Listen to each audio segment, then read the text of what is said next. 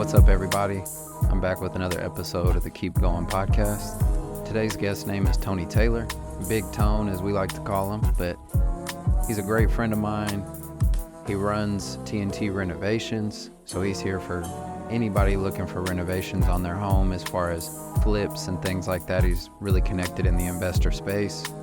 He's also a husband, a caring person, a coach at Mustang High School for basketball, and just a plethora of other hats he wears.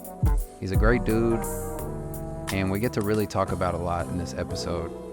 You know, we start out with talking more about his upbringing, but then it quickly goes into how we met and really some stuff we discovered about each other with similarities on how we came up, what we've been through, the interesting tension we had between us, and much more. I think you'll get a lot out of this episode, and I truly, truly did. I can't thank you enough, Tony. As always, keep going.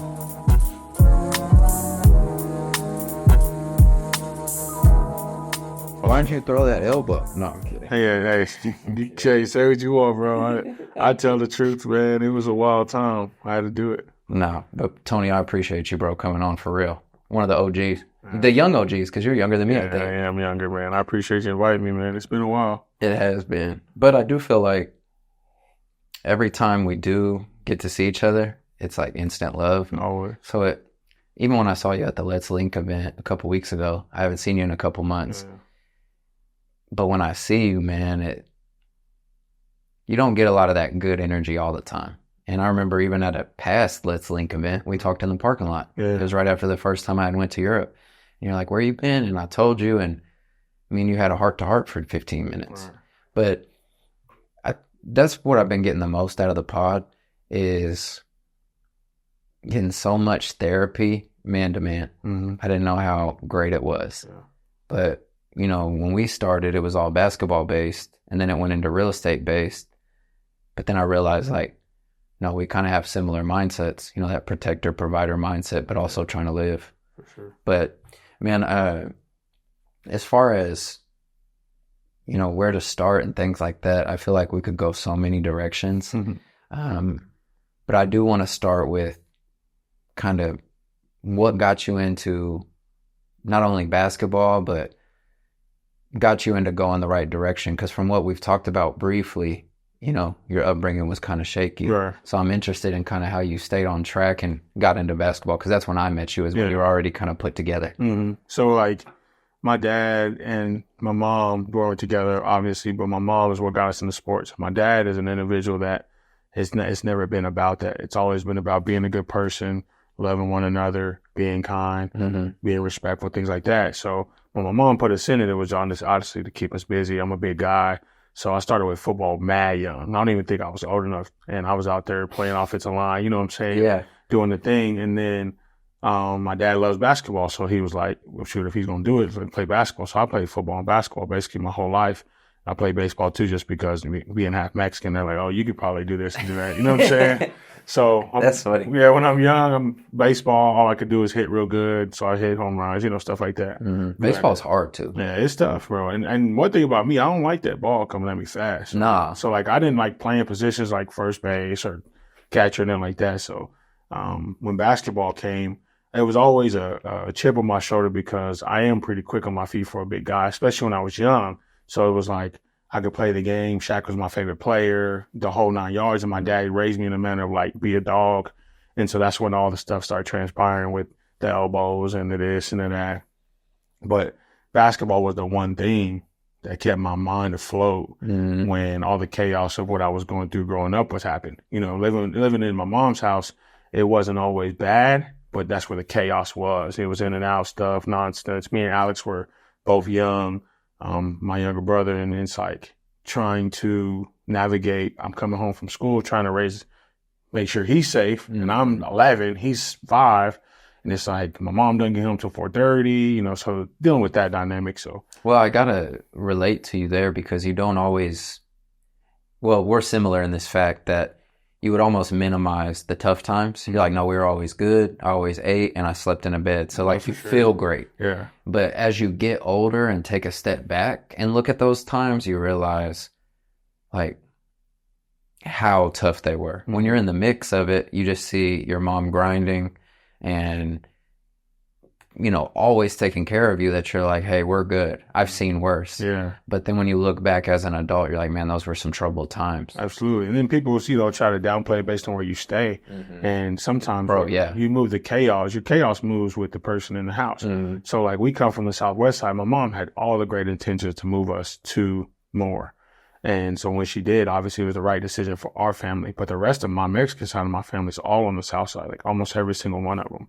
And that's just the way they love to live. And there's no knock on that. You do your thing. But my mom, and I think my dad had a lot to do with it too, but making sure she got us out of that nonsense. Now she couldn't remove herself out of it. She could just relocate us. So when she relocated us, she realized the safety's there. So then, you know, we get there, things are just different, bro. When we get to more, like we get to school. When was that? I was 10. Okay. So you were about to go to junior high. Yeah, I was in 6th grade and Alex was, you know, pretty young. And I get there and I'm in class and, you know, people are nice and it's like, you know, and then coming from Oklahoma City, and people don't realize it, but you take your kid from Oklahoma City schools, public schools, you send them to Moore, they're just a little bit behind naturally. And so it was frustrating for me. So I'm like, I'm not dumb. No, you're a smart guy. I'm a smart kid. Like, hold on. And so I would have, coming from Southwest Oklahoma City, you know, the things are just different down there. Like people ready to get it in and throw hands and people fighting and screaming. It's just a lot going on. It's so crazy with how close it is because it's just across 240.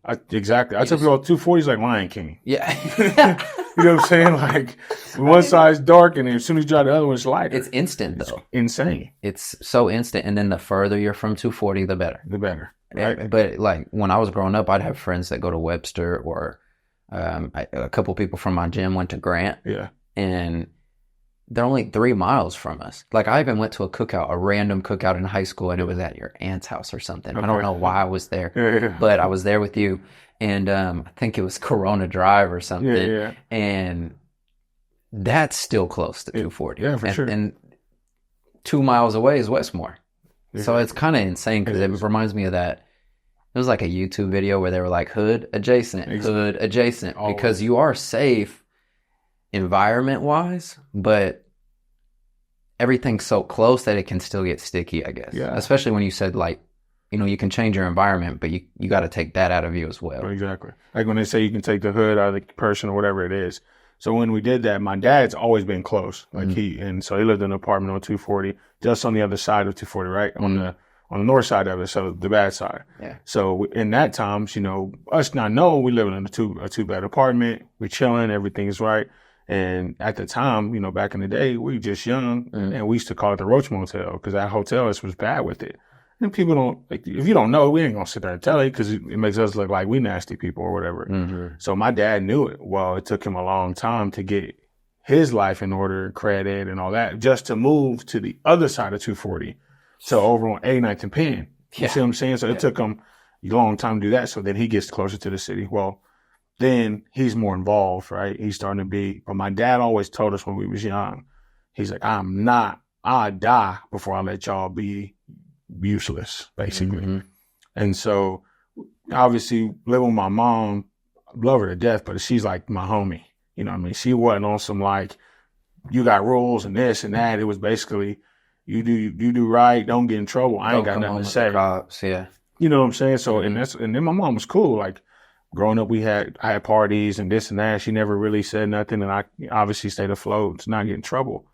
But she was always like, basketball is what made you happy. Keep doing that. Football, I stopped playing it because when I put the helmet on, it would change. I would change. All the anger that I would have would legitimately be unleashed, and I couldn't shut it off at all. So like that happens with a lot of folks, I feel like, in football. And the last time I played, bro, these guys, and I'm a big guy in junior high, going to 9th grade. The last time these kids kept chop blocking me high and low, and I'd ask them, please stop. Like, if y'all, obviously you can't block me, that's fine. Don't do that.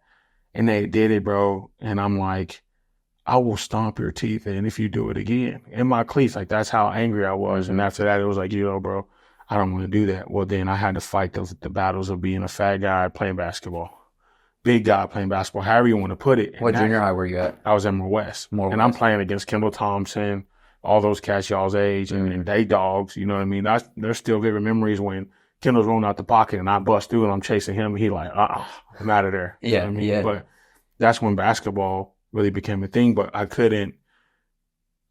I knew the one thing my edge was playing basketball was how tough it was. How tough I was, knowing how to play, understanding how to play. That's the biggest thing about you is not only your skills, because your skills are very good. Yeah. Like you could really hoop, and you probably can still hoop right now. Yeah. And I know you can shoot. But the thing that always kept you different, and I'm just noticing so many similarities between us, was more knowledge of the game. Mm-hmm. Because I wasn't a bigger guy, I was a smaller guy. Right. But you're a bigger guy, and your knowledge of the game is what I think kept you, like, not only playing the game, but being able to play at a high level, whether it's pickup or organized ball. Mm-hmm. Like your knowledge of the game, cut here, screen here. I didn't know that was something that not everybody had. Right. And then you meet someone like, you remember Vontae and D'Angelo hit me? Yeah. Like, bro, they're some of the most athletic people I know. And D'Angelo could hoop, but Vontae can't hoop. Like, maybe he can now. Yeah. But I remember watching him try to dunk, and it, like, looked weird. And I'm like, bro, you're 6'6", like, ripped. And you don't, like, you can't just yam it. But there's certain nuances that you got to learn. Mm-hmm. And so when you got into basketball at Moore West, you were getting playing time and everything. Yeah, I basically started my whole life, and the majority of what I did. Moore West started me and Zoe. Zoe was a point guard. He was tiny, bro. Bro, Zoe was one of my favorite dudes. Dude, I'm talking. I love Zoe. Tiny, he's small now. He's small, tiny, and then you had me, right, as the big guy, and we had a few other guys that. Who are some others I don't know?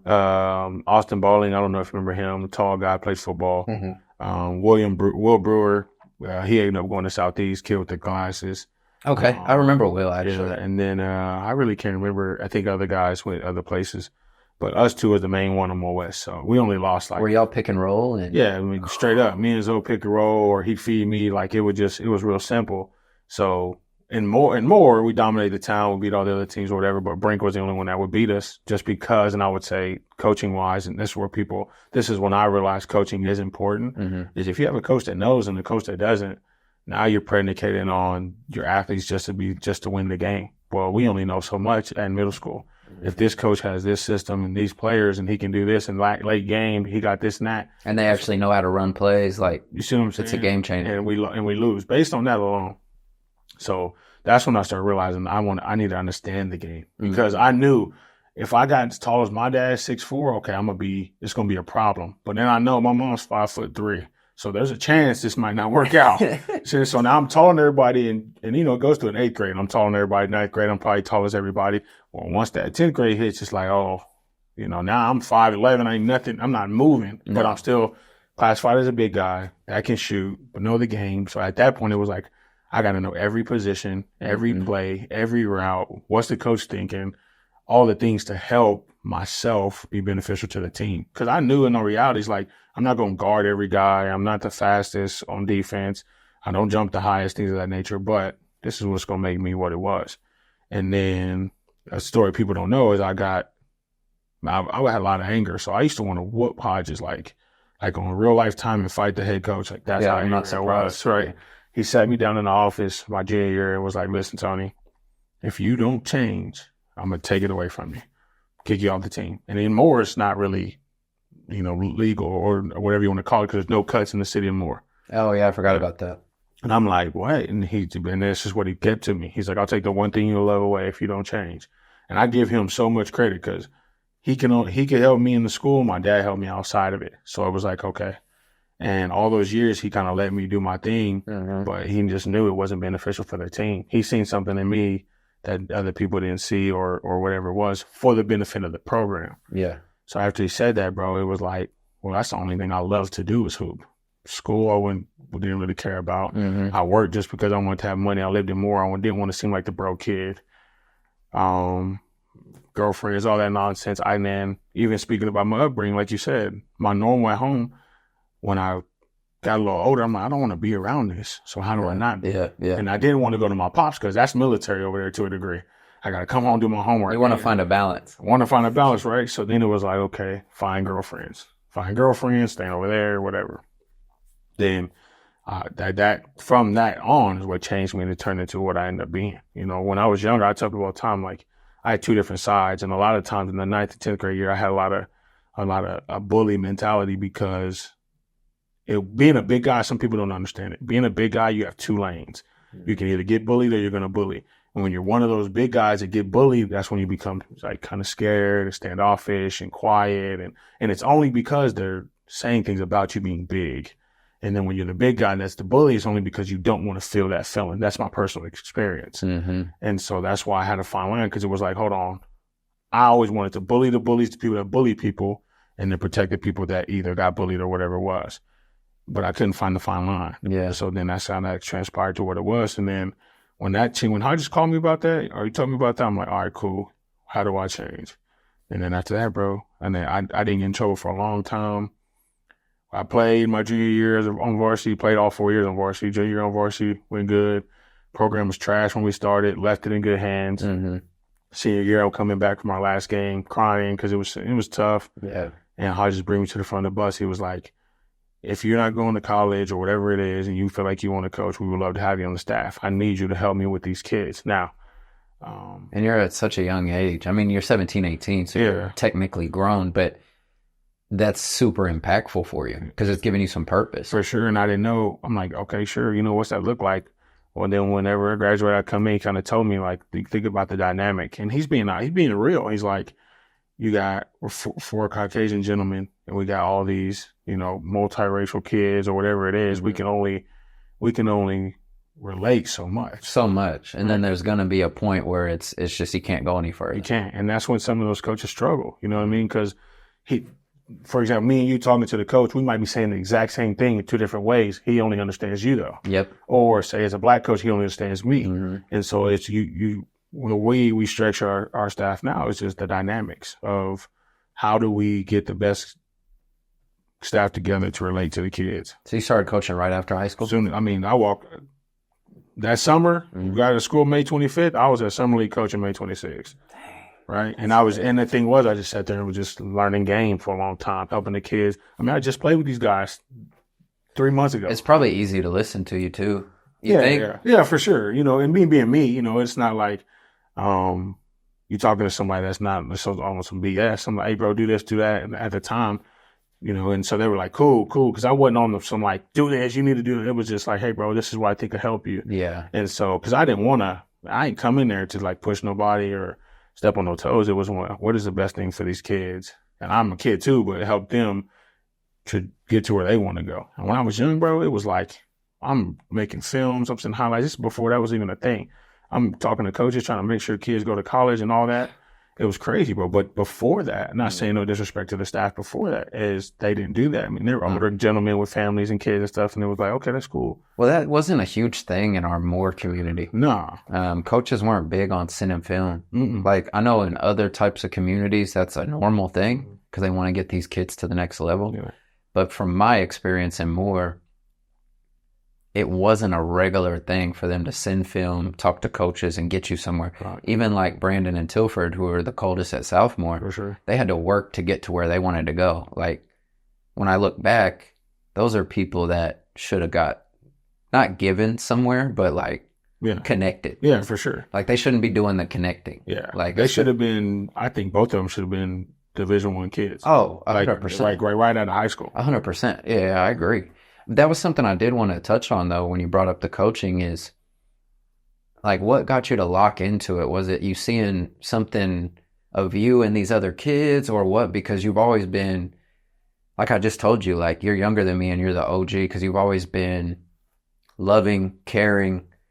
And it's funny that I'm saying these words because when I first met you, you had your guard up. So it was nothing but bully. Right. But to actually know you, like, you always care. Mm-hmm. So what do you think made you lock in with them? What was it? I think it was, you know, when you get in that dynamic, you start to really learn about the kids' lives, right? Okay. Parent dynamic, family dynamic. And I was huge on building relationship because being a black guy, a black man, or whatever you want to call it, is I have my dad, right? Fully in, the man, like a lot of these black kids don't have that. And even if they don't have their mom. You see what I'm saying? It was like, I want to be the young man for them. They say it's just somebody to chop it up with, you know, just give them. And as I grew, But when I first did it, that's what it was. Like, how do I give them a big brother vibe? Yeah, a little constant for them. Exactly. Yeah. Somebody you can just depend on. We cool. Because that's not like, I mean, sure, I'm 18, you 17. Like, hey, you want to go, whatever. But what is my impact going to be right now? How do I benefit them right now? Was just, let me give them someone that they can depend on, that they can trust, that they can talk to. So like how did you get the trip in? They can talk to me. If something happened at home, they can talk to me. Like there was a lot of times when I was that young, like kids would call me crying, parents tripping at the house or whatever. I go pick them up, take them, get something to eat or whatever. Just go to the park and chop it up, go shoot around together, take them back home and it's so important because when I started getting to spend more time with you was when you were in your coaching role, when you would have those legendary pickup sessions at Westmore. Yeah, some good times. Good times. And all those young guys, even though they were only 3 or 4 years younger than us, they looked up to you so much. Mm-hmm. And I think that's what stood out to me the most was like how much they trusted you. Yeah. Like, and you would still coach them in that. Like there's a range of folks, from our age group to the young guns. For sure. And they're looking up to you or you're managing it. You're like, y'all play in this gym, then we got this gym and we got this court. Like I think we were playing in 3 gyms at one point. Yeah. And it's cool to know that you had not a sporadic upbringing, but you went through so many trials and then you really bet on giving people what you wanted. Yeah. And then they received it because all those kids, like, I don't even know their names. I know all their faces. For sure. But they all looked up to you. Yeah. Like, even I was happy when I got accepted into it. Because a funny story is you were having pickup at Westmore, and I went, and I don't know why you didn't fool with me in the beginning. And it's fine. Like, all jokes, bro. Like, I love you. No, for sure. Yeah, but I don't know. There was some type of tension. Yeah. And I don't know what it was. Maybe you were still, like, in protection mode of your guys. I don't know. But there was a tension. And I come to hoop and we're hooping, and then I invited Dalen, who Dalen. Yeah, for sure. But then when he came in, you're like, who let him in? And I think you wanted to kick me out, or you did kick me out. Yeah. And but then after that, I think we actually got like 3 or 4 one-on-ones where you had me come and shoot on the gun. Yeah. Oh, yeah. Yeah, you had me come shoot on the gun. Yeah, it hit me there. Yeah, and then you were like putting me onto some drills and stuff. You're like, hey, well, let make 50 here. Let's do this. Right. And since I was older, it wasn't like you were managing it crazy. You'd be like, hey, you got the gun for an hour. I'm going to go coach these kids. And then I started getting back in the scene with you on the Westmore hoops. And that was something that was really important, not only to me, but to those 50 people that would be there. Right. Is we had an outlet because of you. And in other communities, there might be like similar stories where they have access to the gym. But for some reason in Moore, you don't hear about a lot of like gym access. Like we had to find a gym or play outside. But you were one of the first people in my experience, and I was already out of high school, that gave people somewhere to go regularly. Right. Like we got to hoop there all the time, and it was high level. It's kind of like low key Rico Hines or something like that, because it was high level. It was wild. And Cornell used to run it. Yeah. Everybody used to run it. All of them used to run it, and like that makes me also think, because Cornell is like the Hezi god.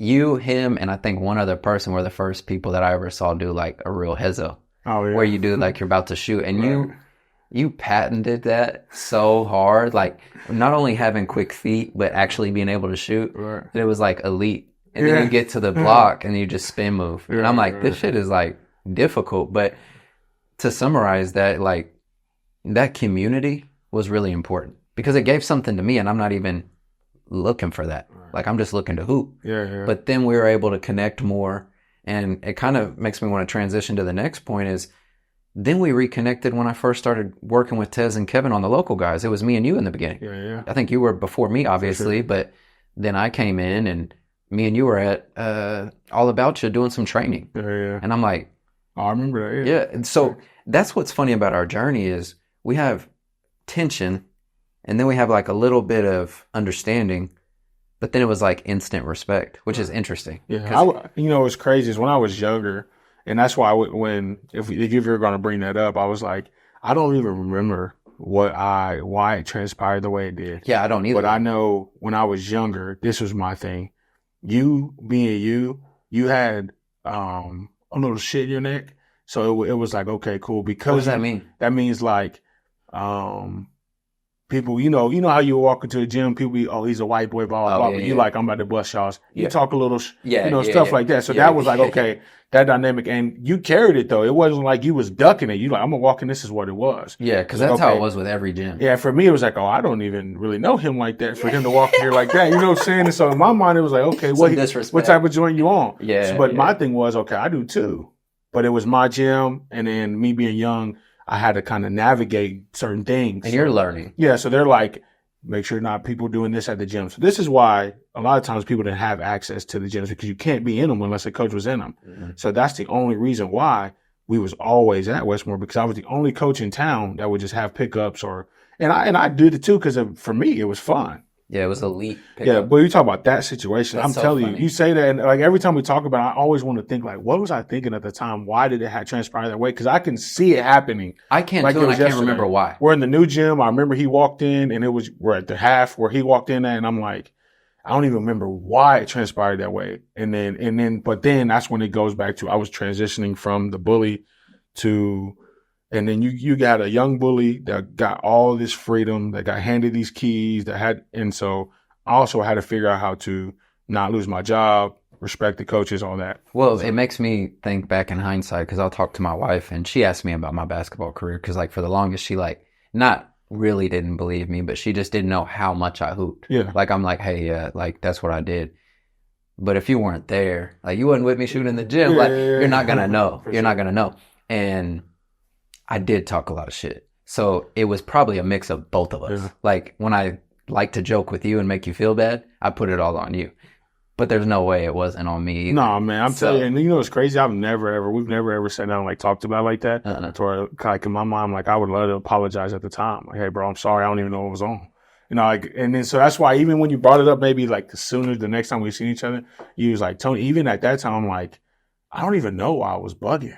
I don't know why. Well, because then I just started getting to come by myself to everything. Because you hit me and you're like, hey, bro, can we get in the gym? I'm like, yeah, sure. You know what I'm saying? Because one thing people don't realize is I'm very accessible at the time. Mm-hmm. But if you didn't ask, you know what I'm saying, and I didn't know you, it wasn't like I was just going to be. So, yeah, I think I let you in that gym by yourself. Technically, it's illegal. I'm like, man, you on the gun shooter? I'm here. Be good. But me knowing you wouldn't ask unless it's something you're trying to go do, or if you needed an outlet for whatever. And at the time, I wasn't very pushy trying to ask questions, but I knew you were trying to play college and this. And I was trying to do it on my own. Like I wanted to play college, but I had no guidance. Mm-hmm. So I was like, well, work on your game, and the rest will come. But and that's when like a men dynamic, I think about it. Like think about that story alone. We had beef at first, kind of just swept it under the rug. Yeah, to a degree. Hey, next time, this is what it was. We're here. We build our relationship. And then now we're a mature man. We can just, hey, look, what's good? How you doing? What's good? Well, it's just gotten better and better. It's pretty wild. Yeah, and it's like we both have a loving nature, but you went through because you're a whole different person than you were 10 years ago. I'm a whole different person. I was like, I mean, like when I think about you, like dynamic-wise, like I don't remember this, you know, being Zach from what I knew. All I knew was Hooper, Zach, rapper. People don't know you as my manager at Dick's Warehouse, like. You know what I'm saying? It was you were a whole different person, subs and whips. And it was at the time. Now. I literally thought about that the other day because my wife and I were driving and I was like, just one time, even though I don't want it back, I wish there was one time you could have rode in my 06 Impala. Yeah. Because at the time, I remember when I drove to school after spring break, my senior year, was the first nice car I had. And I went and got the windows tinted. So I had the 5% tint, the subs, and the screen. And I remember pulling into school at like noon because I only had to go the second half. And that was like a moment where I felt really good. Mm-hmm. But you're totally right. Like it was nothing but hooping, music, basketball, 2K. Like it wasn't, I didn't know I was hiding so much of myself. And then when I met my wife, being around someone that cares, like with your wife, they start to break down those walls and like, kind of challenge you and question you why you're acting a certain way. Right. Like, why are you not being open here? Why are you reacting this way here? And I thank her so much because I was able to take a step back and kind of find myself. And that's right in tune with what you're saying as far as maturing. We're able to kind of find who we want to be because when we were growing up, it was like who we have to be. Exactly. Like, you had to protect yourself. I definitely had to protect myself. You take it back to the gym dynamic, like there's other white kids, but the only other white kids there would be your guys. Yeah. I would be the only one that's coming in by myself, and they don't know me. Like I knew 3 of y'all, 4 of y'all. Yeah. And it's not like I was getting bullied by y'all. It's just, I'm going to have to wait 5 next instead of 1. Yeah. That's just how it is. And anybody I walk up to, and real hoopers will understand this, everyone I walk up to already got their 5. Right. Regardless if the 5's on the court. Like I'm going to have to wait till I get my own 5, and then I have to win 3 games just to stay on. So it's, when you say like a little shit on my neck, like I feel that. Yeah. Because at the time I was just trying to survive. But when I look back at it, you're not hard on yourself, but you judge it a little bit in a positive way where you're like, yeah, I was kind of acting out. Because at first I was always thinking the coaches just suck. Right. Like I had 2 good coaches, and it's Sam Weber and Coach Tyrone at Municipal. Those were my only 2 good coaches. Right. Like everyone else, they didn't fool with me, and I didn't think they were truthful with their words, so I didn't respect them. Wow. But I didn't need to act how I acted. Yeah. I didn't need to call them out in front of everybody. Sure. I didn't need to talk shit. I didn't need to get into it with you. But it was like eat or be eaten all the time. No, for sure. And between the lines, like people that I talk to that actually know me from hooping, they'll say you're just a totally different person. Like you're still fun on the court because I talk a lot on the basketball court. It's not just shit. It's like I got to talk to play. But I'm not the same guy. Like now I played a little more casually. For sure. But even a year ago, I played in a men's league with the homies, and it still got a little choppy where I'm like, I can't turn it off. Yeah. You know, it's crazy. Like one of our assistants on our staff, he's a very well-spoken, kind, soft gentleman, right? Big, tall, strong guy. Former state championship, played in college. Wow. Practice, don't really be tripping, whatever. The second, bro, if he put his shoes on and he get in them lines, it's time to play pickup, totally different human. And me and Heiser always talk about that in between the lines, and it's sad to say it, but it brings out the worst in almost anybody. And nobody knows why or what it is, because it's hardly like you get out there and everybody's just happy-go-lucky. It's always something. It's always when you get those lines. Like, for example, when I get in those lines, you know I'm going to screen somebody real hard. I'm going to bow somebody. It's all just naturally going to happen. I'm going to talk a little noise to people. But outside the lines, I'm not. I'm just chilling. You see what I'm saying? It's a crazy dynamic, but I think that's why basketball prepared. If you listen to basketball for what it teaches you, prepares you for the dynamics of life. Mm-hmm. So all that, like, people don't like to talk about it, but when you're a white guy going to play with black guys, it's a dynamic that I don't even think we understand. Like, it's instant. You have to go through a lot just to get some respect when you're already pretty good at basketball. So it's like, like almost your talent doesn't matter until you got to prove it. But it's something I will say, since you're saying like you don't understand as much. The thing that stands out the most to me is it's every time. Every time. Even if you know them, like eventually, like, bro, I had to play at the church for like 6 years before I walk in and they're like, hey, we got him. Right. That's like 6 years, but you could go and have a good game and they're like, hey, we picking up Tony. Exactly. But it's really like every single time, whether it was going to UCO to play, whether it was going to the Cube, the church, Westmore probably the most. Mm-hmm. Every single time. I remember we went and played one day and I was really hitting shots. And you said, when do you start shooting? Like you were talking shit, but in a good way. Right. You're like, okay. You're like, when did you start shooting? I was like, well, here, that's my role. Yeah. Like you have to find. For me, it makes me think of a time I went to UCO to play with AC, one of the coldest lefties, man. We played 3 games, I think. You know, when it's high level, it's lower games. Yeah. Like it's like 5 games max. Right. But I got 1 shot out of all those 3 games. But I had to hit it. And I remember it. I was at the top of the key. I played good defense. I had a bunch of assists. I played smart basketball, but I only got 1 shot. And it swung to me at the top, wide open. I still remember the feeling of having to breathe while I'm shooting. Not like I was thinking I was going to miss because I knew I was going to hit it, but that's the pressure. Now, everybody deals with different pressure, but when I think of, the white-black dynamic for hooping, like my mistakes had to be minimal. So that 1 shot I got, if I would have missed it, I would have been trashed the whole day. Yeah, people. But hit the shot, and then now we're hooping. But it makes me think of so much because luckily I grew up with a lot of black guys that really took me in his family. So I was able to get on the court. For sure. But in those random hoop sessions, I just wish you could be like in my pocket watching, because it's hilarious. Like, not as bad now since I'm an adult, but that 15 to 24, unreal. Man. Like, with the pressure. No, I can only imagine. Like, I would sit there and I'd feel bad sometimes, but it's like, I mean, it's out of my control. Well, you got to get it. I mean, so like with my players now, if I have a pickup, I bring, 10 adults, 10 of my guys. I make sure I can put the 5 of my guys together so that doesn't happen. But it's good to have that age difference too. Yeah. Because when you do play against better guys, like when I would play with Todrell and people in that age group, so I'm about to be 32, they're probably mid-30s. Mm-hmm. You have to play better. Yeah. Because you can't have as many like lazy plays. Exactly. And so I think that helps teach a lot of culture to the younger guys, but it also just teaches you the game. Mm-hmm. Because I learned from not only the older guys, but just the people that are more intentional with basketball. Yeah. Like whether it was a Cornell or like a T. Jones or you or even DJ. Yeah. I know he doesn't like to give himself any credit, but even DJ plays the game the right way, that you take a piece. For sure. So it's one of those things that I think helped me a lot in my personal life. And it's probably why me and you are so unapologetically us in the business realm. Is what you see online, and then when you meet me, it's going to most likely be the same. Yeah, because I don't want to change. I saw a clip the other day where an actor from New York was talking about, like, I'm not going to change my speech pattern to get a job.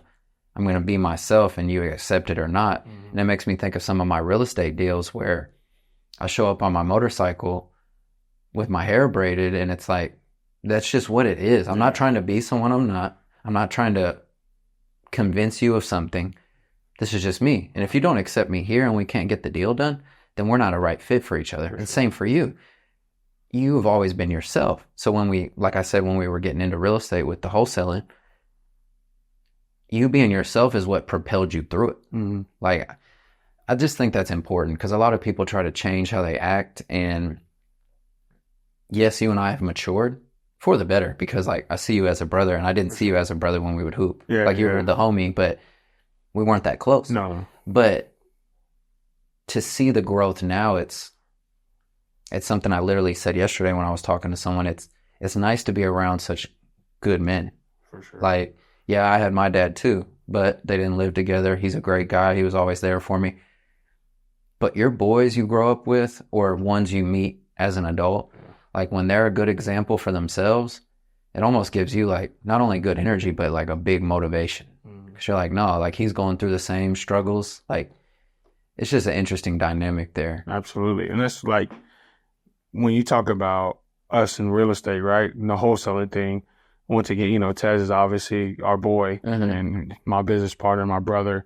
And that's, really how we all came back to fruition. But that's how we all got back connected. Because people, the story is, I'm at practice one day. I walk out, I get a phone call. I didn't talk to Tez in probably 5 years, 3 to 5 years, realistically. And calls me. He's like, hey, bro, I got an opportunity for you. You want to chop it up? I'm like, what's up? He was like, I got this idea, blah, blah, blah. Can you meet me at Starbucks on Expressway? And I'm leaving Mustang. I'm like, yeah, sure. Let's see what's up. And I ain't talked to him in a while. I think it's one of the same things like you just kind of trusted what he said. And so I pulled up, right? I don't know Kevin. I pulled up with him and Kevin. I'm like, what's going on? Whatever. First time I meet Kevin, we talk. They told me the whole deal. I'm a coach and a teacher at the time. So I'm like, I'm not making a ton of money, but I'm living okay. I'm not really worried about it. And they kind of tell me the whole thing. And it's never been about money, but it was like, I want to do something different. It's been a while. Cool. Yeah. And try it. And then, like you said, for the first, until they got let go at Roush, it was like I was the face. Tez would be tight sometimes because, say, he would go to a house and people would be like, oh, are you Tony? Because at the first, I was the only one running it because they couldn't. Yeah. Are you Tony and this and that? And then, obviously I remember I went to the title company, I think the same day they got their first deal done. I met them there for something. And Tez told me, like, this is how much I made in 1 month at. I'm like, okay, this is real. And when he first told me I sat in my office for 2 days, turned on Sean Terry's podcast. I listened to every single episode, took notes, whatever, and then I just went to the game. That's how I went. And then people, I gotta stop you, bro. Yeah. I'm sorry. People will reach out to me like, get me in. I tried to holler at so and so, and I couldn't get any game or something. I'm like, read 4-2 formula and listen to Sean Terry podcast, and then get back with me. Yeah. And I would say 95% of the people don't get back with me, but they don't realize that is the game. Yeah, like, it is. You listen to you read or listen to 4-2 formula and break down what you already know about relationships and questions. And then you listen to Sean Terry, who literally step by step takes you through it. Repair sheet, contract, marketing, title company, all that. All of it. They just don't believe you. Yeah. I'm like, no, like that's what I did. Before I quit and went to work with Tez and Kevin, I spent about a month getting my real estate license while listening to Sean Terry every day. And it literally will set you up for success. Period. But some people, they want to hear, how do I make money today? Which is easy. I mean, you can tell them how to make some money today. For sure. But if you really want to do it and you don't want to depend on someone all the time, like, you need to listen to this info. Because if not, when you go to do this, it's going to be a waste of your time. Right. So it's impressive to have like such a similar story, and obviously, you know, connected to the same folks, but I don't think people understand that foundation. It's the fundamentals. That's it. Like, you need these. So I think a lot of people struggle nowadays. It was just believing and being patient. Patience is I'm a very patient individual, but like, I haven't ever been like, I want this money now. It was like, I knew, because money came slow, but I was living a much more peaceful life than I'd ever experienced before. So it's like, we can make it happen. You just have to decide to. But then when that transpired, it was like, it gave me another belief system. Like, okay, there's something else. And I would have never known if it wasn't for Tez. Like, I give him full, me too. Because real estate wasn't even a thing. My mama didn't own a house until I was 20 some years old. My dad didn't own a house till I was like 16, 17 years old. We lived in apartments. I moved 11, 12 times with my mom from the ages of 8 to 18. You know what I mean? So it was like, I didn't even understand, never even thought about it. So that happens. Cool. And then I didn't realize how much basketball, being a coach, had taught me how to speak, taught me how to understand people's emotions and just different things. So when I walked into those houses and I'm watching Kevin and Tez talk to everybody and learning the game, and then when I do it my first time, it was like, oh, I'm pretty comfortable in this moment. Isn't it funny though, even though you were pretty comfortable, like looking back, there was a lot of pressure you were putting on yourself. Yeah. Like, you pull up to an appointment, you almost have to take some deep breaths. I mean, what? You're like nervous. You're like, okay, you're like, how do I ask them about this? Like, you're kind of panicking, but then you go and it really comes down to just the conversation. That's it. There's all the details. Like, there's the money, the numbers, the title, all that. There's all that.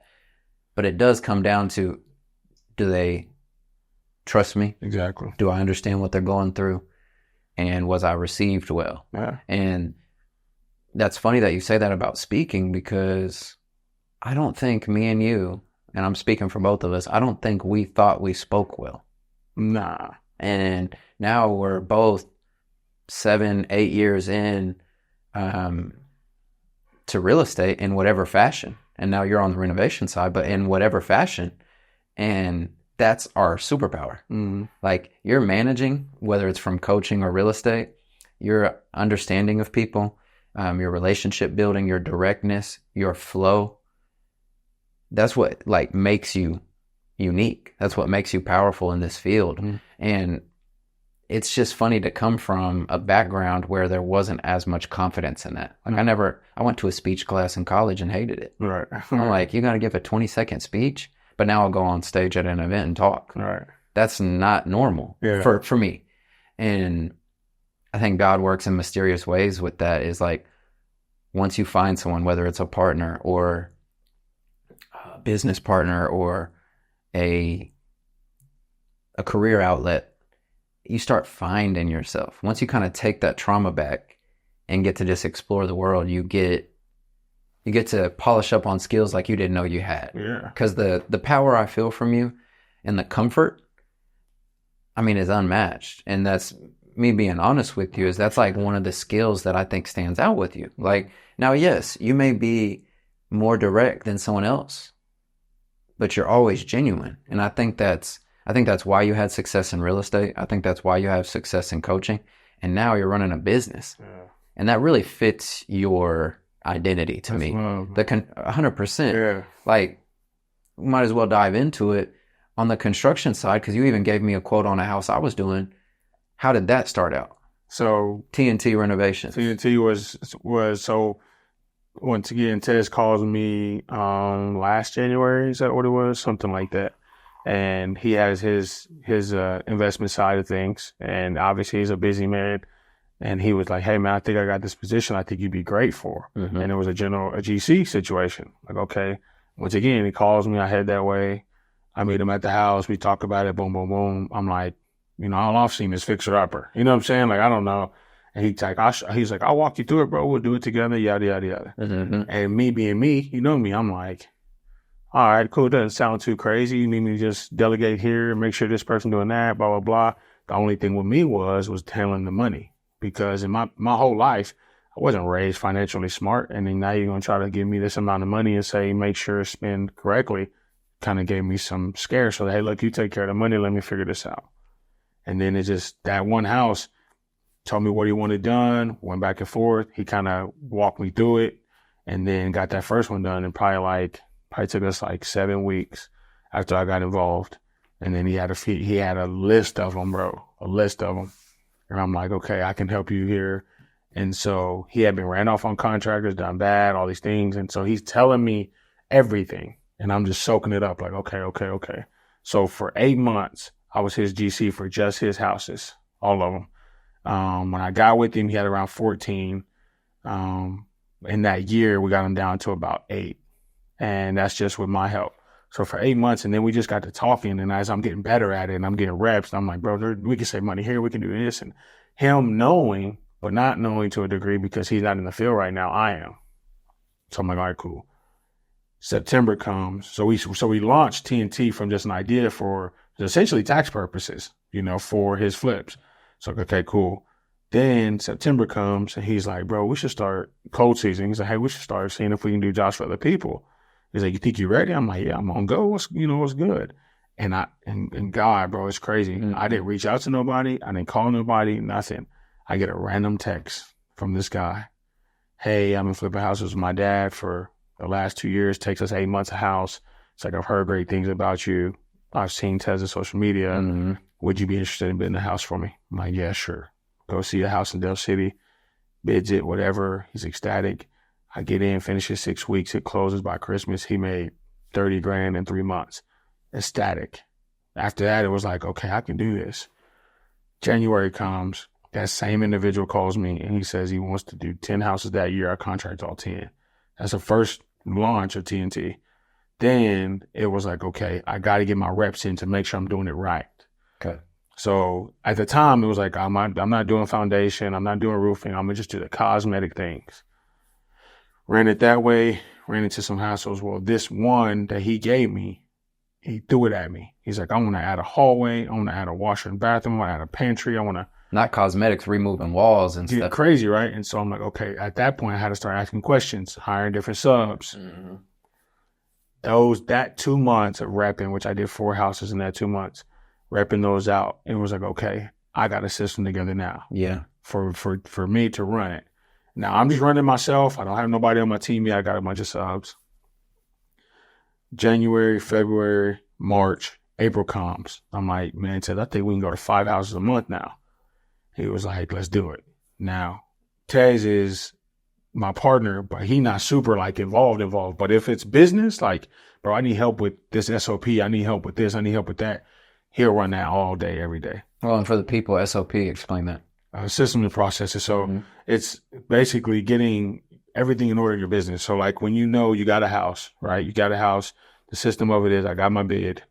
I put it in the system. We put the work that's going to be done. We put the contractors we're going to use. We're going to put the time frames. We're going to put the person that we're working for all in the system so that everybody has the information. Everyone's on track. Everybody's on track. Yeah. So if anybody asks, this is where we got. This is what stage we're at. Yeah. This is where we're at. So We have that. Then we start running it, boom, running it, and then I'm just getting better and better and better. Well, then I had to start realizing we knew we started this because we wanted to help investors not get done bad no more. The stories at the time, bro, was crazy, and it still is, bro. It still is. You got contractors doing bad work, getting paid, not coming back, like, and I just hate it for the contracting world. And I don't mean no disrespect to none of them, but if I'm gonna come in and I'm gonna do it the right way, because I'm not here to hit a home run every single house. I'm here to be fair and deliver great quality, because at the end of the day, we look at it like this.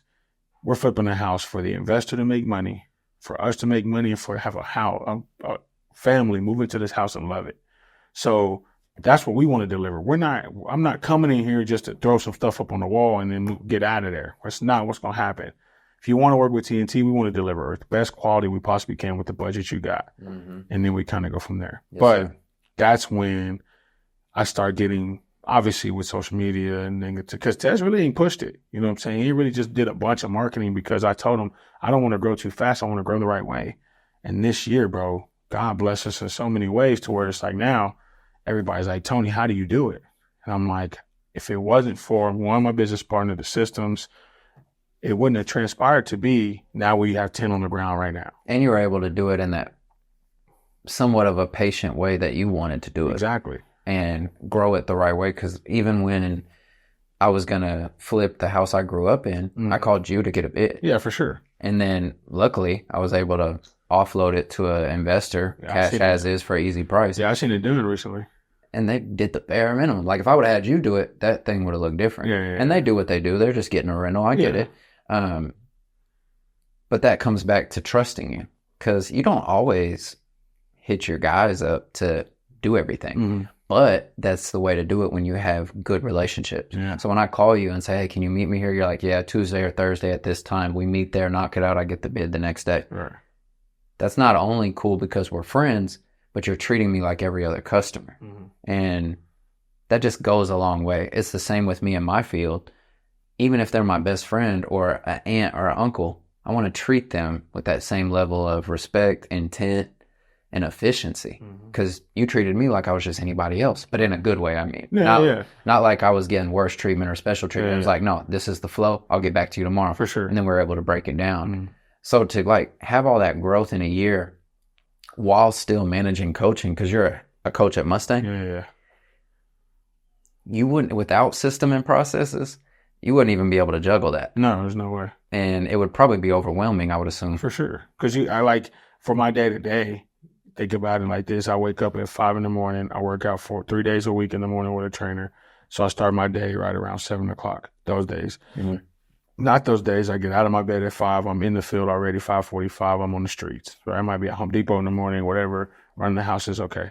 So I do all that. I don't even eat lunch until I get to Mustang for practice. That's around 2:30. So from 6 to 2:30, I'm running it.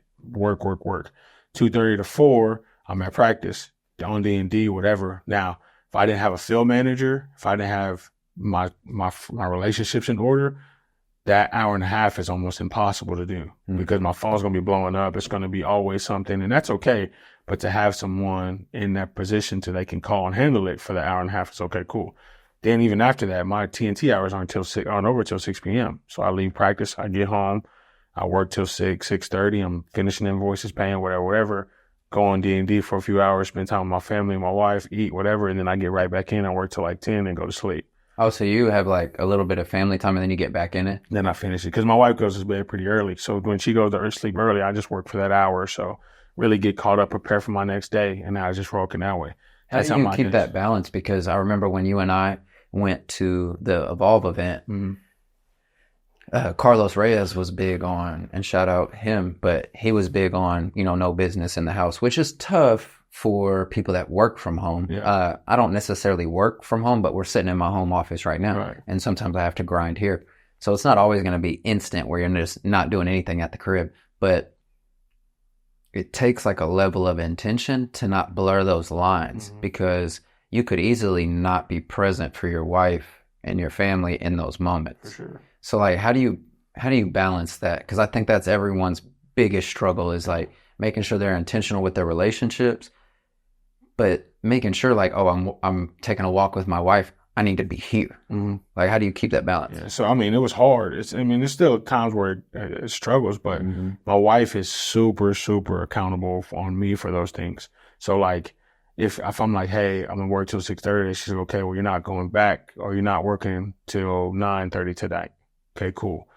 If I put my phone down now, it's just us. What are we going to do? Go shop, go Costco, just do whatever for those few hours, only because even in life, just on a day-to-day, if you don't own a business or whatever it is, people get so busy with life, they forget about living their relationships, you know what I'm saying, and stuff. So it was hard because my wife, when I started doing TNT, she was like, listen, I understand. I'm going to let you grind it out. So for 7 months, bro, 7 months, we didn't really go nowhere. We didn't really do nothing. I was working all day, every day. And she was just chilling with me. It was even to the point where she got her stuff out and she was like, how can I help you? You see what I'm saying? Go to that degree. And then it was like, okay, now we got this kind of in order, whatever. I would love to help you grow. We're going to blow TNT up, but we're still married. We still have a family, whatever. And I don't want this to sound bad at all, but my wife gets my attention. I'm not saying I don't spend time with my friends and the outside people, but she's the one. She's there for me through everything. She's with me. We go spend time with our parents. We go spend time with our friends when we can. But that 3 hours, she's going to get me for 3 hours. And however she wants to use me in that moment for her to go eat with friends or go do this, that's fine. But that's where, and I even had to talk to Tez about it. Tez, because we had a discussion about it because he's trying to focus on doing that too with his fiance. And it was like, it has to happen. Can't be, it's non-negotiable. Business is business. You lose your wife or you lose whatever. It's over. It could all crash. You know what I'm saying? There's times where I walk in the house and I'm just can't even function. She just lay down real quick. I got you. Well, there's the peace that they bring because, like, no matter what you're going through, because business is so high octane, you come in and they just want you for you. Like, they just want you for you. They just want, and like, that's why times you are scattered or not present, you end up feeling bad about it. Yeah. And you really think about it because your days can just run by. And to carve out time, it's not only important for them, but it's the only reason you're being the best version of yourself. And it's so easy to get caught up in it. Like, I'll be talking to Kevin or Tez or somebody, and if I have to call past 6, like, it's got to be important, one, but as soon as they answer the phone, and I know these people really well, right. But as soon as they answer the phone, it's like, hey, 30 seconds, I'm really sorry to bug you, boom, boom, boom, all right, cool, see you tomorrow. Because you got to respect that time. And something Tez helped me with early was, hey, if I'm blowing you up in family time, like, don't even hit me back. And fact, she said the same thing to me. You have to do that. And like yesterday, I had a busy day. Yesterday I had a long morning meeting, but I was able to run errands with the wife. But then I had a networking meeting. Then I did a pod. And then I had to go to a late appointment, which usually I really tend not to do late appointments anymore. Yeah. It sounds like I'm being like picky, but I just don't try to go out past a certain time. Your system. But I was in Yukon. It was like 7:30. Like, man, that's late as shit. I get home at 8 something. She's working. So I end up working until about 9:45. And then we just kind of go to bed. So we didn't get as much nighttime like we usually do, but we understand the ups and downs. And in the past, when I first started getting into real estate, more so on the wholesale and investing side and realtor side, is I went straight to work only. And then my relationship dipped. So I just had these two inverses going. Then I flipped it. And I was like, well, no, I'm just going to do life. And then I was like, damn, but you got to work. And then I had tough conversations with people all the time about that because my business was struggling. But then I found a balance. And then in the last 2 years, I would say, I'm coming up on my 2nd year now. I'm not like perfect balance because you're never going to find it. But in the last 2 years, I've been able to find something that I could stick to that makes sense for me. And I see that in yourself. And I think that's something people need to take away from it too. Now, what made you want to start exploring in that manner? Man, I think when it started the most is in the beginning when I really was losing connection with my wife. Like, I wasn't present. Even now, I still suck at remembering everything. So that's just what it is. Yeah. Like, she'll be like, yeah, I told you that already. And you're like, shit. But it was because when I first got into it with Kevin and Tez, which I started real estate with them back in like 2016, 2017. But when I started with them on the local guy side, like 2019, I was like, well, nothing's guaranteed. And I've told this story a ton of times, but when I quit my job in that month of July, I quit my 6-figure job. But right before I quit, I bought a house. And then as soon as I quit, I had to buy a new vehicle because my wife got in a wreck. And then, I mean, I used to have a rent house. A rent house is like $700-800, but now I'm in a mortgage. So that's double, if not more. Right. So then all of a sudden I was getting like a scarcity mindset where I was panicking a little bit and not like believing in myself. Right. So I was like, well, if I grind every day, then the bills will be paid. But then I saw that, you know, that decline with my wife and my family and myself, like not doing shit for me either. So now, like I tell people like Eddie Pando and other folks, like, talk to me for as long as you need to, but don't talk to me too much because I'm heavy on peace. And I don't want to mess up where you're going. Like, I know you're going to be a millionaire by 22. I don't want to fuck you up. Yeah. But I noticed that I was lacking purpose, even though I was good at real estate. And then my wife started training Muay Thai, and then she wanted to get into jiu-jitsu, and Tez knew a jiu-jitsu gym. And he said, you should come try. So I went and tried. And then I told my wife, hey, we should join this. So then I started getting purpose from jiu-jitsu. And then I started exploring more hobbies for myself based on my wife, like, giving me encouragement for it. She's like, hey, you like to sketch and draw, like, you need to draw more. Oh, you like to kick the soccer ball around, you need to do that more. One of my newest hobbies for about 1.5 years now is I've got real addicted to pool. So now, even if I'm having a crazy day, like say I have like a tough week, when there's a period at 3 p.m. where it's dead now, you know, 3 to 5, I may go lock in and just play pool for a second to get back to my baseline. But it came from lacking in areas with people I love. Yeah. And I felt like I was failing there. And once I found a balance, I noticed that my money was the same or more. And that was like just God throwing it in your face that there's different ways to do it. And some days I still have busy days, like I said, where I may be running a little too much. But when I started being more intentional about taking care of me and taking care of my loved ones, but really making sure that I'm filling my cup, things started to work out a little better. Now, that doesn't always mean that I'm having a month like so-and-so, but they're not in your race. You're on your own race. Yeah, sure. And when I took a step back to focus on that, I started getting more compliments like you're giving me now with, you know, this wasn't you before. Yeah. And it's bigger than me, but it's God, it's my wife, it's my loved ones, it's friends like you, giving me that reassurance that it's okay to be yourself. Yeah. And the more I dove into that, not only the happier I got, the better my business got, better my quality of life got. And then traveling really helped a lot. I've always went on small trips, but when me and my wife first started going to Europe, I just realized that all this is important. Like, business is important, I get it.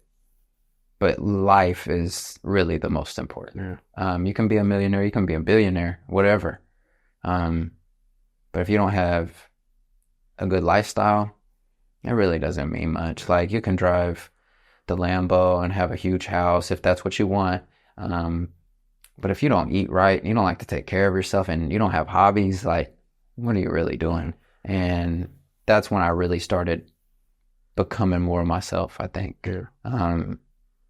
Just being a little more focused on it. That's good. And it comes with its pros and its cons. Oh, yeah. That's why I tell people, don't talk to me too long. Yeah, you might end up, you know, wanting to walk in the grass with your shoes off and chill all day. Right. Gary Vee is one of my favorite inspirational speakers. And, you know, he's big on that. Like, he's like, as long as, like, the things don't matter. Like, the things don't matter. Like, how happy are you? Like, and I'm super big on him because he's extremely positive, but he speaks my language. And he's super honest. Super honest, right? He speaks my language. Because, like, even this simple thing, like, the lady walks up to him, she's like, do you cuss in front of your children? He's like, yeah. I just don't see cursing as bad as you see it. And it's one of that dynamic alone is like, we just see life in two different ways. And I'm not saying I'm right. I'm not saying you're right. I'm not saying you're wrong. We just see it different, bro. And I think that's where, you know, when say, you know, people always do that perception of like, oh, I hate when people say like you do white people stuff, right? Like, cause I golf a lot and I'm pretty good at it, but it's like golfing's fun though. My wife was like, hey, you watch golf a lot. My dad plays. Y'all should go to the range together. And if that never would have transpired, I don't know if I would have started playing golf. And so what I tell people for me now is golf is my outlet. Basketball used to be. Like I can still shoot around, but it's not the same. It's not the outlet. It's not what it used to be. Like when I would go shoot 100 or 500 or 700 shots in the night, yeah, that was my outlet. Now, if I go get a golf club, and I'm talking about my backyard, just swing it, turn on some music, and just be in my own world, that's my getaway. But now it's to the point where, for example, guys like you, guys like Tez, our parents didn't take us out the country. Like we didn't have big travel. So when I got my passport, Tez like, you need to go golf somewhere out the country. Like, you need to go to Scotland and hike or like Mexico or somewhere, just somewhere to go try it. But the thing about it is, one thing about me, and I'm not necessarily a follower, but I'll follow people who I believe are doing it the right way. Mm-hmm. So it was like when we talked that day, you're like, I just got back from we were literally in the parking lot. And I'm like, what? A month? You was gone? You're like, how'd you do that? Backpacking it, right? Like, no big deal. And I'm like, that inspires me because it's like, man, that's cool. You know what I mean? Well, it takes it back to, if he can do it, I can do it, because we come from the same environment. And people don't understand how important that is. Yeah. Like whether it is real estate or business or whatever, that's one thing. Like to see that me and you are successful sitting here on a Thursday morning having a podcast, like that's super dope. Yeah, because like this is already winning. Right. But you need that reassurance. And like you said, I love how you worded that. It's not you being a follower. It's just you paying attention to good examples. Yeah. And I'm not trying to talk myself up because I had to see it. My wife had to tell me we needed to go. Exactly. And when I went, I was like, I said it on the podcast with Tez, like, I want to be like, hey, I'm not supposed to be here. Like when I'm sitting in some random place or I'm playing pool with some dude from Scotland at 11 at night, like, bro, you don't even know. Like, it doesn't matter, but you have no idea. Like, this is almost fairy tale. It's not supposed to happen. Like, this isn't real. Yeah. But that goes back to that intentionality. Mm-hmm. When you start wanting to do stuff, it happens. And we've done it on the business side a lot because we came from tighter money backgrounds to where when we started making our own money, we wanted to make sure we do it at the highest level we can while still providing a good life. For sure. But once you start doing those different activities, it starts giving you other powers you didn't know you had. If I wouldn't have traveled like that, I wouldn't have, even though I love relationships, I wouldn't be as satisfied with making those quick relationships with people in other countries you may never talk to. And now I have some that I really have a good connection with. They're going to do a pod with me when I go over there. Like, it's going to be dope. But sure. I also have people I met for 5 minutes and I talk to them for 5 minutes and that's it. But you get something from it. And I was just too closed off before I started branching out. And it wasn't just going out the country, but just being you. And whether that's a small conversation with someone at the coffee shop or that's taking some time to yourself, hitting the golf club, taking those moments let you provide the better version of yourself instead of being all amped up. Right. But I appreciate you saying that because you don't know who you inspire. You really don't. Nah, it's one of those things. Like, one thing that people struggle with, I think, is like being two men having a conversation like this just isn't normal. No. Vulnerable, honest, transparent. And this is one thing that as I've got older, and then maybe it's just me turning 30, but I've been coaching for a long time. So it's like, I love when my players call, when they graduate high school, they're in college, they're a young man, they got a little business, whatever it is, and they call, hey, and they still call me Coach Tony to this day. And they're like, hey, can we come over and chill, right? And I'm like, yeah, sure, what's up? They're like, I just want to chop it up with you. And they sit across from me as a young man or whatever it is, and they know they can be vulnerable and honest. Like this today, like I haven't had a conversation like this in a few weeks to where it's just like, relax and let's just talk about something good. You know what I mean? Yeah, well, and you don't know how much you needed it. Yeah. People will tell me when we record an episode, whether it's at the time or they text me later, they'll say, man, I really needed that. Thank you. And I want to tell them, no, you don't know how much I needed that because I'm the one setting the time to do it. and you're the one willing to do it with me. Yeah. And I went to a networking event yesterday, and it was with a college friend of mine, Caleb Caldwell, and he just got into the Medicare sales space. Yes, and we couldn't have the conversation we wanted to have because we were strapped on time. But for about 15 minutes outside in the parking lot, we crash course so many things that he was going through. And I'm like, yeah, those are normal. Like, here's some things you can do. I would have never thought I would be the one giving advice or guidance or anything, because sometimes you don't feel like that's your role. Exactly. But then you talk to someone and you're like, oh no, I've been through that. Like, no, be vulnerable.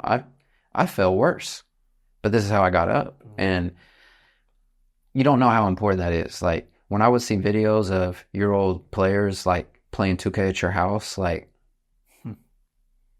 it meant something to me, and I never told you that. Like, I don't text you on there and be like, hey, bro, hell yeah. Right. But I see 5 young men playing 2K in your house, and that's where they're getting that safety net. Right. And even though we don't talk every day, I get that from you. And honestly, I feel worthy for it, but I feel really lucky that, like, I didn't grow up thinking I deserve to have all these good people in my life. And I look back and you just realize all your experiences, like, did add up to something. Like, it does mean something. And right now, even though we have a long life to live, we're all coming into this point in our life where happiness is, like, really important to where it wasn't before. And I would say in past years I was happy, but it wasn't top of mind. And then now I got excited that you're coming over here. Right. Like, I'm like, no, Tony's my guy, and getting to sit down and have an intentional conversation face to face, it's therapeutic, but it just motivates me so much, because every time I'm done with one, I have great energy where even if it's someone I don't know or someone like yourself who I do know, you still get something from it. Absolutely. And I can't thank the people enough. Not only the people that listen, because that means a lot, but even if I had no listens and these were all for me, I would still be happy to look back on them in 20 years and be like, I had these 500 conversations with people. Let me see where I was at. And it's a blessing that I didn't know I needed. But I do like to give flowers. So I do want to say how proud I am of you, because to know how you came up, to know what you went through with basketball, to know our history of some choppiness, but never really getting that bad. Yeah.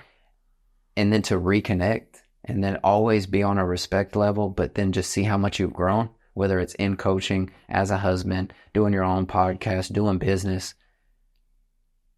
I'm lucky to know people like you. And I want you to know, and I'm not speaking as an all-knowing, but I feel like people need to hear these things. You are a great person, and you're doing great things for yourself and for the ones around you. And since you are so selfless with that, and you are a lover, like, never stop that. Because there's a lot of people that want to be abrasive, or why me, or the world sucks, or this, and this. But like Gary Vee said, like, how happy are you? How happy is your circle? That means a lot. And there's a lot of people that don't get that, whether they're gone, unfortunately, or they don't make the right decisions to get that. And so I just commend you for always trying to be not only an example for your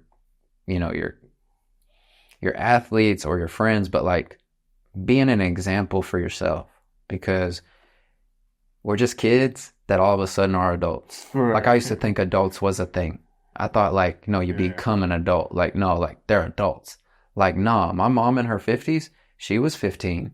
And then all of a sudden she's 18, and then she's 21, and then she got kids, and then now she's figuring it out.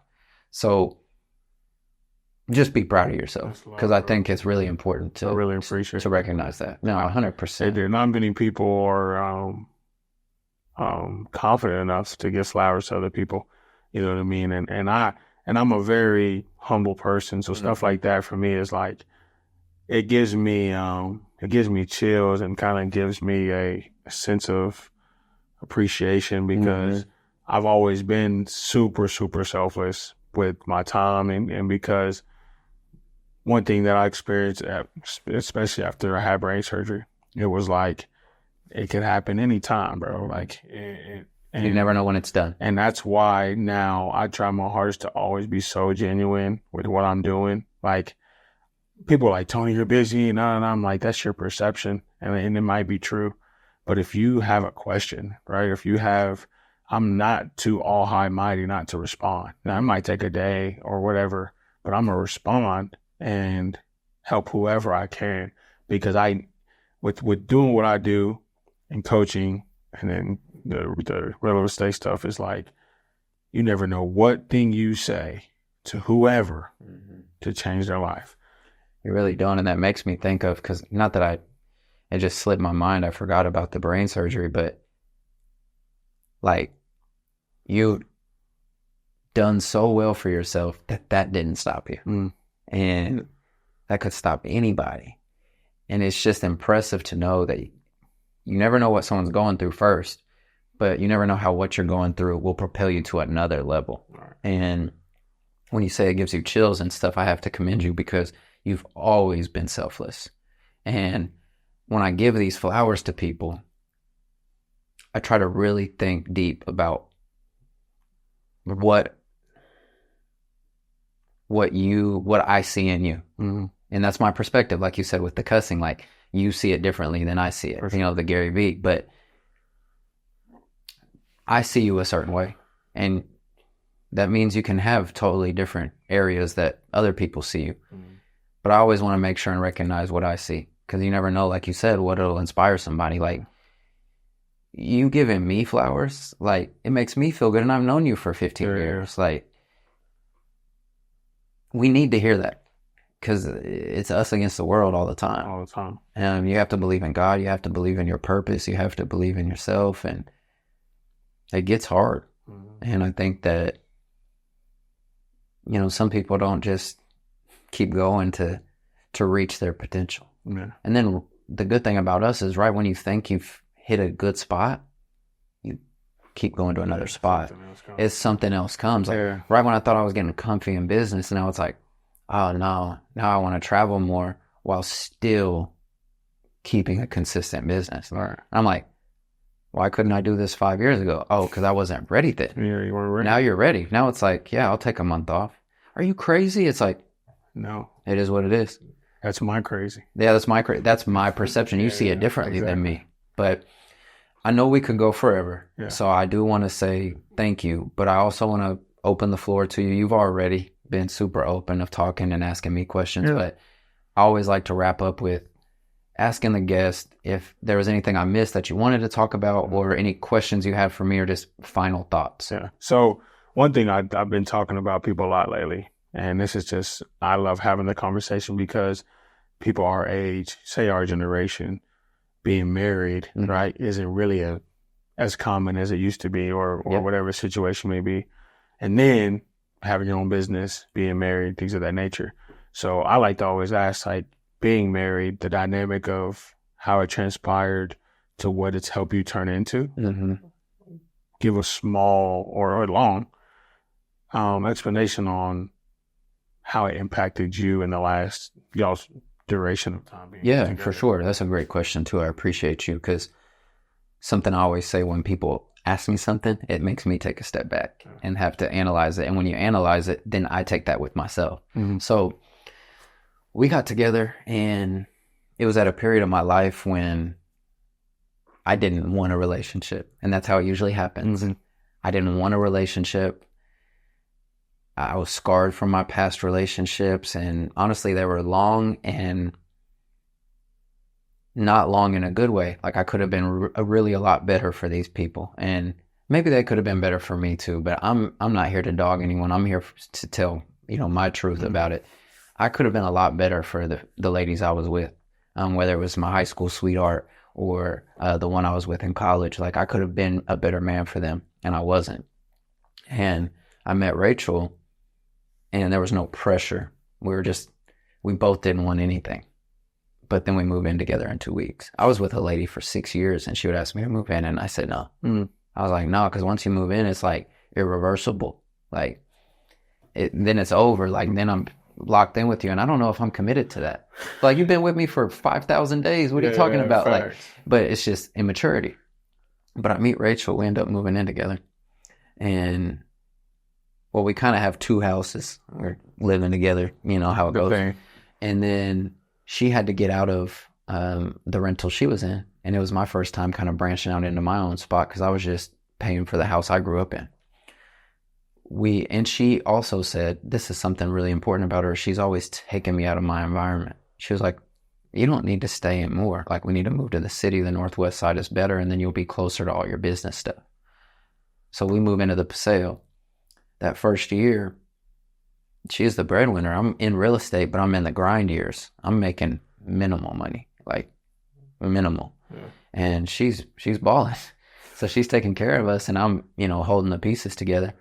But over those couple years before we got married, we were building a good foundation. And then after we locked in and like bought this house, and I started being more on the free side of business with the entrepreneurship, she just always believed in me.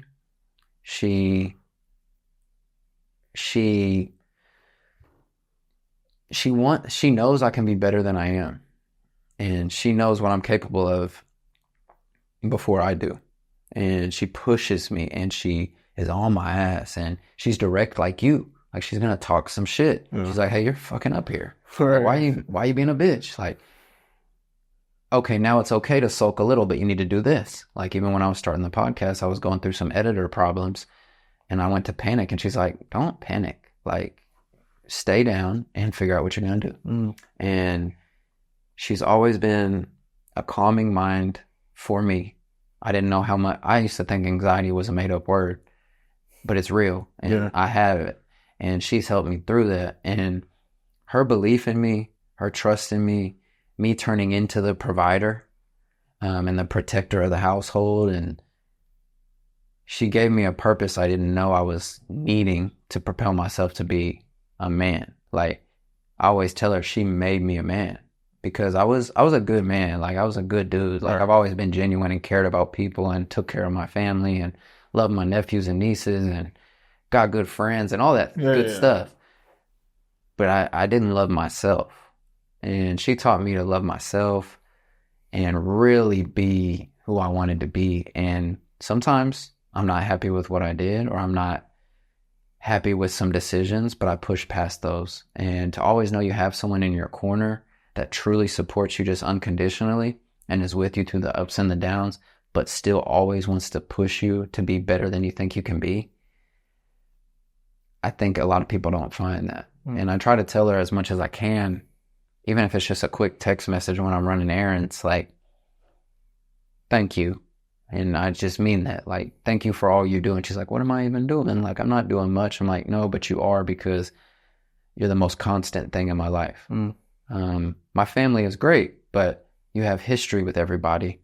So some can be good, some can be bad. Your friends are good, some can be bad.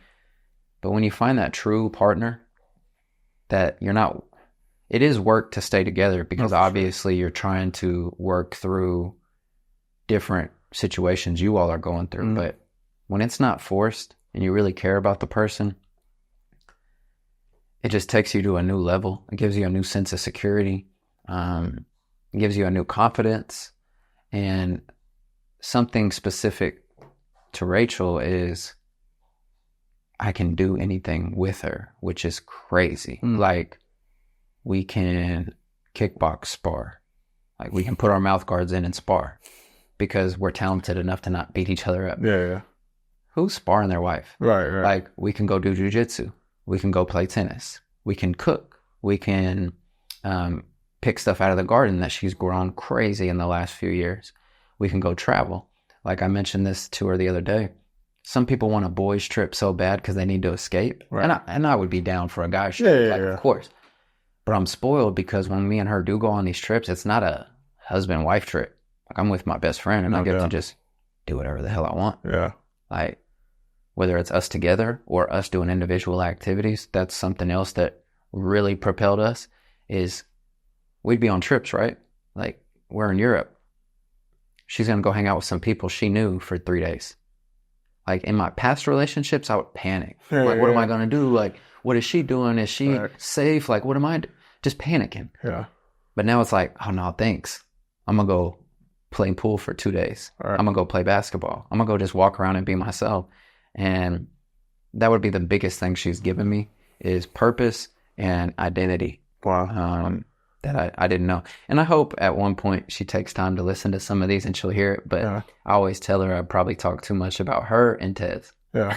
No. I'm like, the two people that get brought up all the time is you and Tez, and kind of transitioning. Oh, well, I'll wrap up with the wife.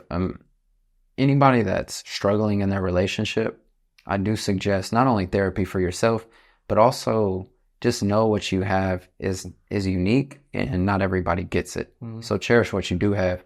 But on the Tez side, something he had told me before that you're literally speaking yourself is you can tell people all the time. You can tell them read this book and listen to this podcast, but only some people are going to actually take the action. Yeah. And that's something me and you did, because him just calling me and saying, hey, you need to get into real estate. Like I could have said no. Yeah, most people wouldn't. Or, hey, I know you had your first 10K month and now you make 6 figures, but quit that and then let's start this thing that's not guaranteed at all. And it's like, okay, that sounds good.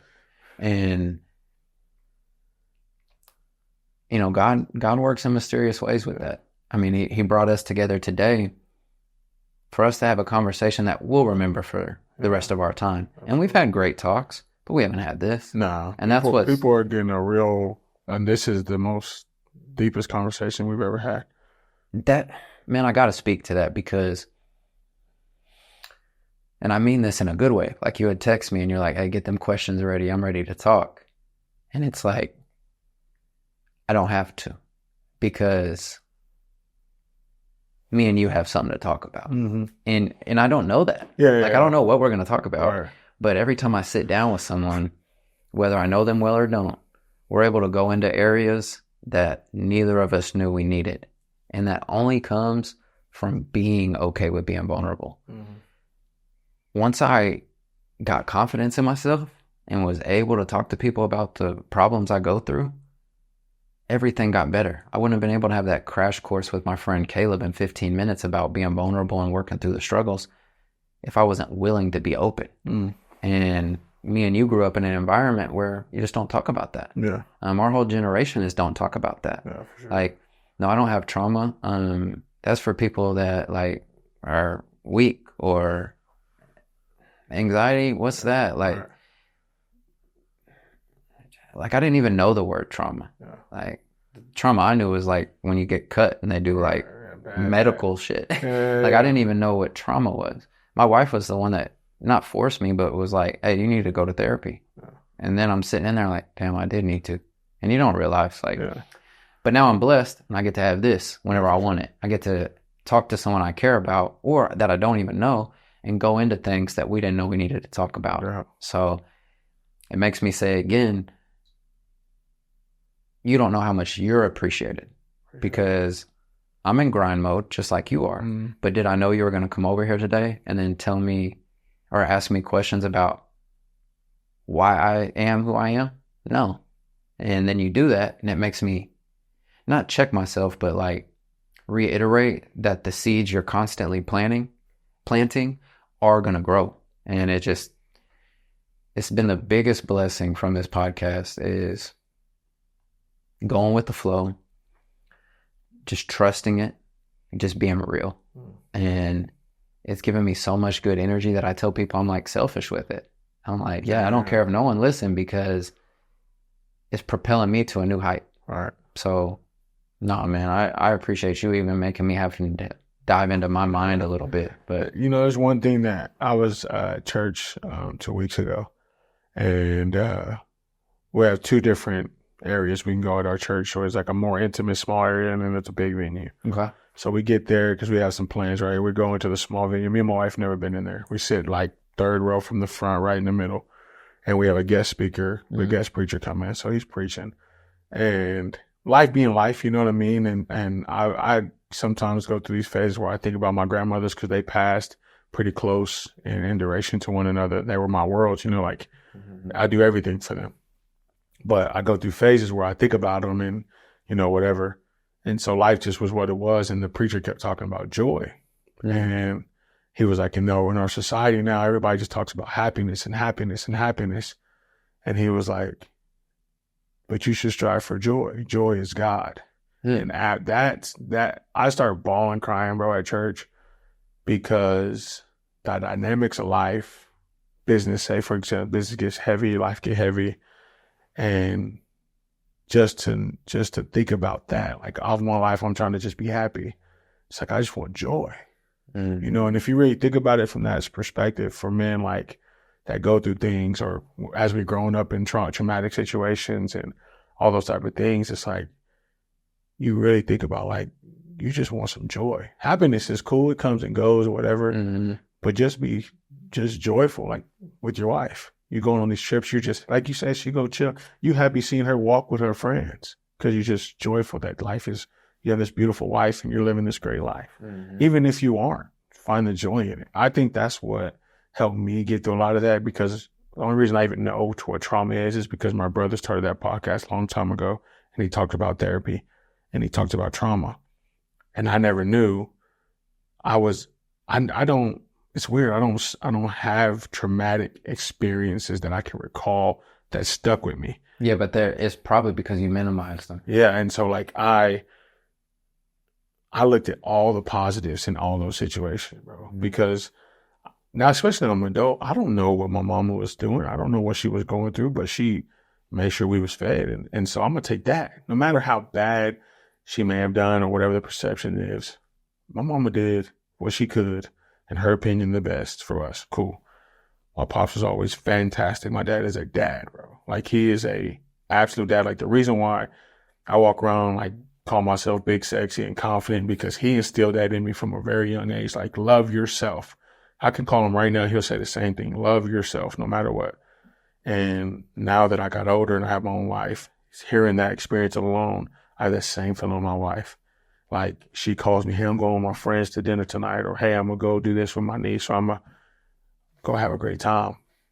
I'm so blessed that you're able to do that and go be that. I'll be at home, or I'll go play golf. Like, that same exact feeling, bro. But that comes from joy. Like, God wants us, he rewards us with joy. But I think that's because you've always been throughout the time. And I could say, yeah, you had a little shit in your neck, whatever. But when you talk about being a solid human, me and DJ's had this conversation multiple times, because he used to be like, why you and Zach got this weird animosity? And I'm like, I don't know, bro. I said, I don't know. He was like, it's because he's a big dog in his world. You're a big dog in yours. Can y'all thrive together as big dogs? And I'm like, is that what you think? David's David. He's like, you think that's what it is? Because David's like, I love Zach. I love you. But it's never like we just kicked it together on some time. And I'm like, I don't know. I said, I don't know. I don't know why it is that way. I was like, do you feel like Zach got something against me? He's like, no. I'm like, do you feel like I got something against Zach? He's like, no. He's like, but y'all don't just be chopping it up. He's like, he's our manager. Y'all still don't just be talking like me and him. And I'm like, every friendship dynamic's different. But who knew it was going to turn into what it is like right now? Like right now, I want to say, like, bro, I love you. Yeah. Like, if you were to need something, if you were to, you know what I'm saying? And even back then, DJ would be like, no, Zach's solid. And I'm knowing that because there's never been anything different.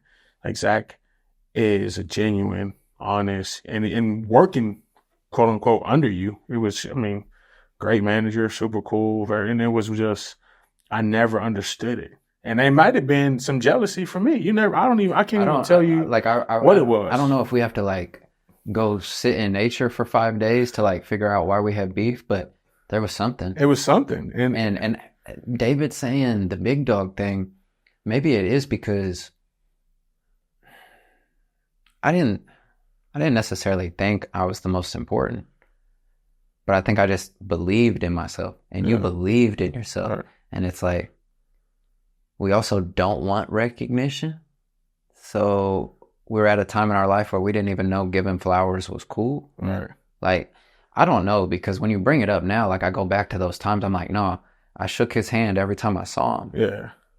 But I never talked bad about him, but it was only surface level. I'll tell you this, and it's now that we're talking, I think when I was younger, and my dad always told me this. He's like, don't try to live like the Joneses. Always compete. Mm-hmm. And this is where, when I was young, my issues was jealousy. So, and it wasn't about other men. It was just about if you're next to me, right? If we're not cool and you over here, if we walk out of work, right? We walk out of the building and you show us this new car, right? I remember like it was yesterday. We walked out of there and you had a brand new whip. And I'm like, I want that. Zach got that. We working, you know what I'm saying? Then it was just different things. You'd have the nice shoes and so that's why I'm thinking it might have just been jealousy on some. And it's crazy because I don't even and it's not like you put it in my face. Yeah. It never was that. But you got to think, realistically, if you look back, you was always clean. Mm-hmm. You always had the nice this or that, and there wasn't one. And it's just me being in trauma. Like, why does he got it? I don't got it. And I wasn't like a FOMO person. It was one of those but I wasn't confident enough to ask you, how'd you do that? Right? Or how'd you do go to the dealership and it's $200 a month. That's how you do it. You see what I'm saying? All of us can do it. Get your credit right or whatever it was. And I just never was able to. So then when DJ moved in with me, same thing. He didn't know. Me and my wife sit on the couch. He didn't know he can just sit on the couch and have a conversation, cry, talk. Me and DJ's relationship changed a lot when he moved in with me because I just gave him something different than this family dynamic. That's why his house now is a lot like mine. Yeah, it's like, be yourself. Just be you. And even if I don't like it. Yeah, right. If I tell you like you're being yourself and I'm not fooling with it, like that's fine. Yeah. Like that's fine. Don't not be yourself because of how I'm being. For sure. Like, because I'm not always conscious. Yeah. Like there's sometimes I may be being abrasive. Like I didn't even realize I was such an asshole until I became a grown ass man. Like I'm like, damn, I was like cold shouldering everybody. There was times for sure. Yeah, and that's where, and it wasn't like no disrespect, but it's like, hold on, I'm me. Yeah. You know what I'm saying? I cold shoulder too, but it was one of those, it was just that dynamic, bro. And that's why we talk about it today. We just had too many similarities. We just didn't know. Yeah, it's kind of hilarious to it is wild. Get to expand because I always respected you, but maybe it was where, like, no, like you said it perfect. Like, no, I'm me. Like, this is what it is, bro. Like, you fuck with it or you don't. Yeah, it is what it is. Like, I'm not going to make you like me. Like, and at the time, the dynamics didn't work. They didn't work. It didn't work. Like, but we like to hoop, so we'll be in the environment. Yeah, right. We could be, I'd call you, hey, bro, we having a hoop session, but we wasn't going to go get dinner or have a kickback. It was respect to you when I came in. Thanks for letting me come to the gym, but that's it. That's it. Like, thanks for coming. Call it a day. Not even complimenting each other. Not like, hey, nice shoes. Like, like, I appreciate you. Right. And that's so funny that David brought that up to you because he was and I hope he gets this far in the episode because he was the person that about 4 years ago or 3 years ago called me and left a voicemail and was like, hey man, you were just heavy on my heart, and I'm paraphrasing, but I just wanted to give you your flowers, and here's this, and this. And he literally jump-started me to wanting to do that for people. So now when I talk to someone like yourself, or I talk to a friend that I've known forever, or someone new, I just try to give them something that they may not hear from someone else because someone has pent up roadblocks. Like, no, you're successful, bro. Like, I'm proud of you. Like, David doesn't know how special he is in that spot. For sure. Because for him to even bring up to, hey, I love Tony, or I love you, and I love Zach, but like, why is there a tension?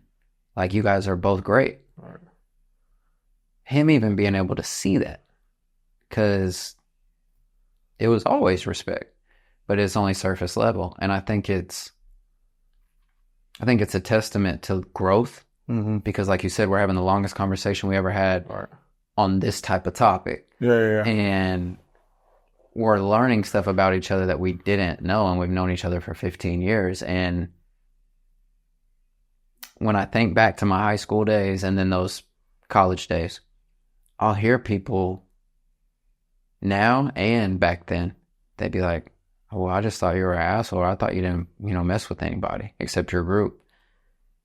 And you don't even realize you're being like that. Right. Like, I thought I was being genuine with the people that love me, but I was never going to kiss anybody's ass. Like, my coach doesn't respect me, I'm not respecting him. I'm not believing in the hierarchy, and sometimes that bit me. Like, in high school, hey, if you do this, well, it was more in college, but my high school coach didn't fool with me.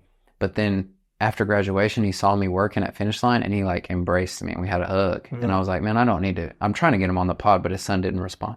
Coach Brown? Yeah. You know him? My nephew plays for him. Where's he coaching now? Victory Christian School. I got you. Connect me. Because I want to have this moment with him because I had so much animosity against him. Respectfully. Yeah. But when I went to college, I had a coach, and he's a great coach. And other people that I played with that were coached by him talk about how great he is. Yeah, they talk about how great he is. Monster. I didn't fool with them because one-sided, I was probably being an asshole. Yeah. But I didn't feel like he was that genuine with things he told me. And that's me interpreting things wrong. Like, I needed to have this conversation. Right. But when I'm told, do this, this, and this, and you'll get to play, and then I do that, and you don't get to play, I'm like, oh, well, he's a liar.